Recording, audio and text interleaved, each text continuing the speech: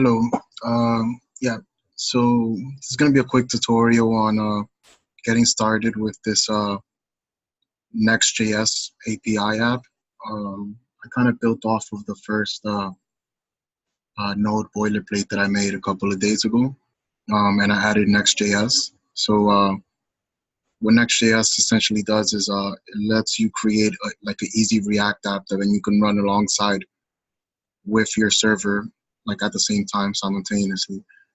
Um, So yeah, I'm gonna post a link to the GitHub, and you can look through the documentation, and then I'll show you the app actually running. So I have it running on Heroku right now. So if I make any calls to this endpoint, it's gonna work the same way a regular API would. The only difference is I'm rendering a simple, small React app, um, and to make like real good changes, you do have to have like a really good or basic understanding of React. Because using Next.js, it's not exactly the same.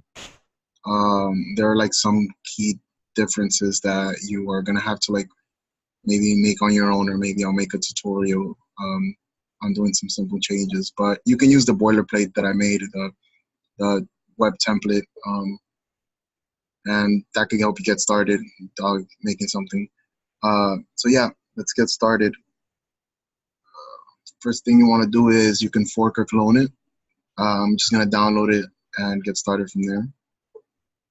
And I guess one of the main differences with running this API app or Next app is the commands or the scripts. I added a couple of more scripts in there, but the ones that we're really going to use when we're working with this is yarn dev. And what that does is let's get started while I keep talking. Showing.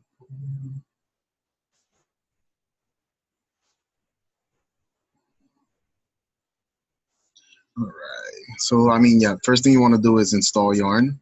That's just going to install the dependencies. And while that's going, yeah, so where is it?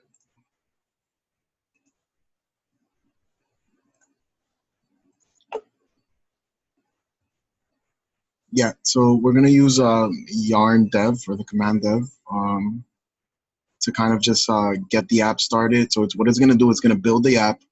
Then it's going to get your server started with NodeMon, and that's just going to watch both the app or the server for any changes, so it could update automatically. And we're doing that, you know. So we have the app downloaded, and now we're just going to start it, and bam, that's really much it. So yarn dev will get everything started.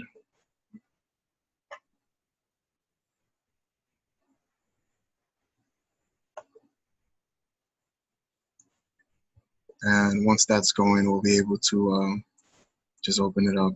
So it's getting everything created. This is old. Actually, I think this is running anyways. Should probably close this.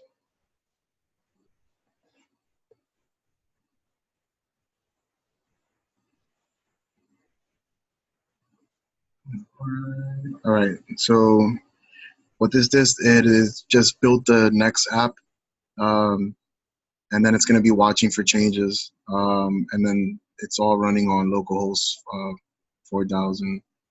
So I'll leave that there, and we can go to localhost 4000. And now you can see the app is up and running. And yeah, that's pretty much it. And then if you want to look on how to change the backend, maybe change the seeded data or how to use the backend, I'll post a link to the old video. It's all the same stuff, just different directories, but it's all listed in the documentation. And then I have the documentation for all the endpoints are all the same. So that's pretty much it. I'll do a video next on how to post this app to Heroku. It's literally the same way you would post a regular backend. Pretty much, yeah, I think that's all I have to say here. And I guess I can go over really quick over the rest of the commands that are in here. So we have yarn client. What that does is just going to run the Next app by itself. It's also going to watch for changes. and that's going to run on localhost 3000. We have yarn start, and that's just going to build the app and the server. It's not going to watch for changes. So this is what you would do when you go into production. Like Heroku will run yarn start and everything will run. Yarn dev is the one we mentioned before and we just went over. Yarn server, it does the same as yarn dev. The only thing is that it doesn't build the app.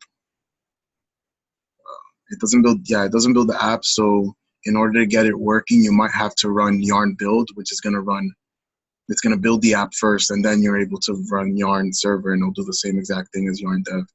But yeah, that's pretty much it. Pretty much the change. Just the change in command, and then I can show you the.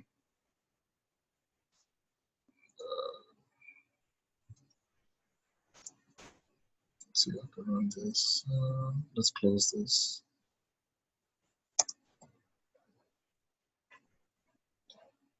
So I'll show you the main differences. When you want to make changes to your React app with Next, everything's in here. It's in the index. So this is the whole React app. There's a lot of YouTube tutorials you can look in how to change in that. And then the whole server API is it's all inside of server. So yeah, thank you. And yep, like and subscribe, I guess.